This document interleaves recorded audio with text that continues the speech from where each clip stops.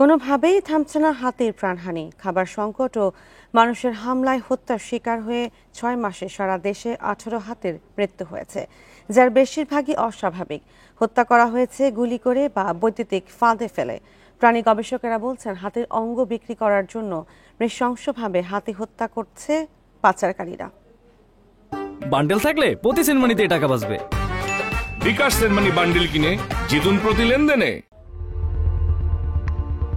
8 April ফাঁসিয়াখালীর জলদি রেঞ্জের মনুরমার ঝিরিতে একটি হাতিকে হত্যা করে নখ ও দাঁত কেটে নেওয়া হয়। বেশ কয়েক বছরের মধ্যে হাতির প্রতি এমন নৃশংসতার জরিপ নেই।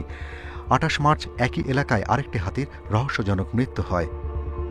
রাঙামাটির রাজস্থলীতে গর্ভবতী বুনো হাতি মারা যায় 11 মার্চ।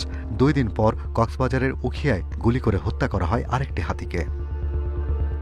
এছাড়াও গত বছর নভেম্বরে কক্সবাজারের ট্রেনের ধাক্কায় হাতির মৃত্যু হয়।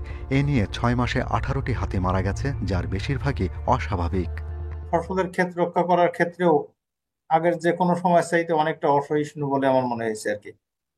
এবং এমনকি বনভূমি, বনের পরিবেশ, প্রাকৃতিক অবস্থা এগুলো ধ্বংস করতেও মানুষ দ্বিধা করছে না।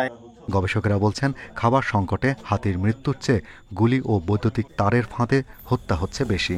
মাড়ির দাঁত পর্যন্ত কেটে নিয়ে যাওয়ার যে প্রবণতা দেখা গেছে, বা কেউ কেউ বলেছেন মাংস চুরি হয়েছে, সেটা যদি হয়ে থাকে এইটা দারুণভাবে সামাজিক অবক্ষয়। এটার একটা কঠিন ব্যবস্থা নেওয়া উচিত।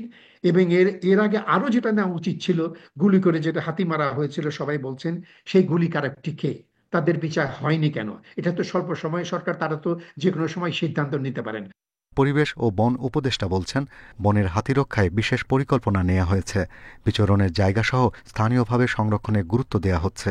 কিছু কিছু খাস জায়গা আমরা বরাদ্দ চাচ্ছি, যেগুলোতে আমরা হাতির চলাচল উপযোগী, হাতির খাদ্য উপযোগী আবাস করে দিতে পারবো, যাতে করে মানুষের সাথে হাতির যে দ্বন্দ্বটা এটা কমে আসে। যে এলাকার মানুষ, তাকে সেখানকার ইয়ারটি করে প্রশিক্ষণ দিয়ে ওখানে নিয়োজিত করা হচ্ছে, যাতে বোরো ধান পাকার সময় হাতি মানুষের দ্বন্দ্বটা আর প্রকট না হয়।